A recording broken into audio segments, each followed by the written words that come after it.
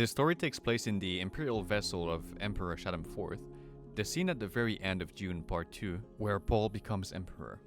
It proposes an alternate take on the ending of the first Dune book. Let us begin. The emperor stared back at Paul, awaiting a response that would depict the fate of the known universe for all of mankind. Paul's mind raced, grappling with the weight of his own existence and the burden of his power, of his role given to him by the Bene Gesserit breeding scheme and by the religious figure he is to the Fremen. With all the power bestowed upon me, with prescient visions of future, present and past, immense power and devoted entourage, yet I have lost sight of my true self, he pondered. I am the Kwisatz Haderach, the one who can be many places at once, Paul began, his voice strong and steady. The Lisan al-Gaib, Muad'Dib, religious icon for millions of ferocious warriors. I glimpse into myriad futures, Your Majesty. The Emperor remained still, silently waiting for Paul to continue. His truthsayer, beneath him, although a reverend mother of the highest rank, could barely hide her disgust and fear. We have lost the one, she thought, and we cannot control him. Jessica, what have you done? May my hands that trained you be cursed. You see, Emperor, Paul continued, I have forgotten that before I became these titles, I was simply Paul Atreides. And Paul Atreides, no matter the current circumstances, rejects the notion of a holy war, the Jihad in his name. The Oracle is a deceptive snake. It gives with one hand and takes with the other. It has given me immense power, for I cannot be defeated. But knowing every truth also imprisons my soul, and that of mankind with it. Lady Jessica sensed her son's intentions. This is a very dangerous path, Paul, she thought. It is above man to defy destiny. It challenges our very essence of humanity. It has taken away from me what makes me human, free will. Paul marked a pause, carefully picking his next words, using every bit of Bene Gesserit training he had to ignore the visions that came to him, the need to ignore them pressing upon his consciousness. He continued, Not so different from your own truth, Majesty. I have imprisoned myself with faith. I refuse to be a puppet of destiny. The future isn't as linear a path as you see it. It is very difficult to explain this to you. It has limits, yet it is limitless. But how can I depict to you the finite walls of the limitless? Stop talking riddles, the Emperor yelled, his patience wearing thin.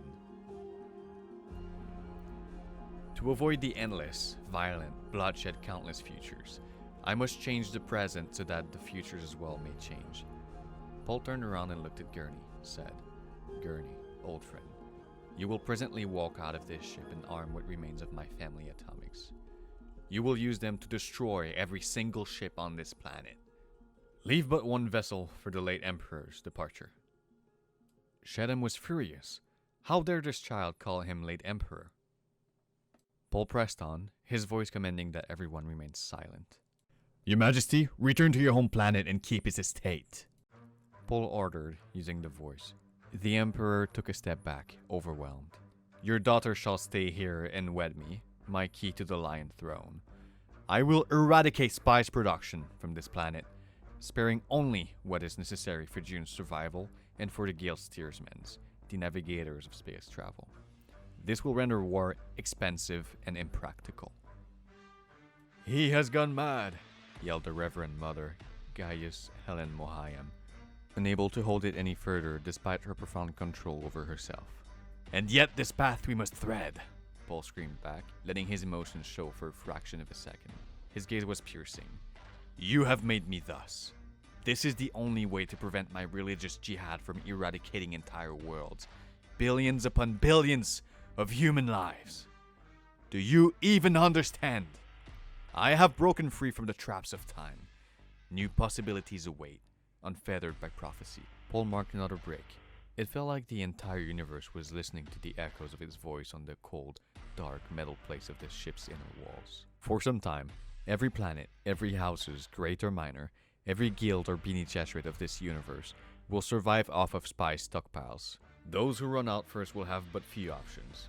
They will either come here to fight me and lose, or they will fight their neighbors for their stockpiles.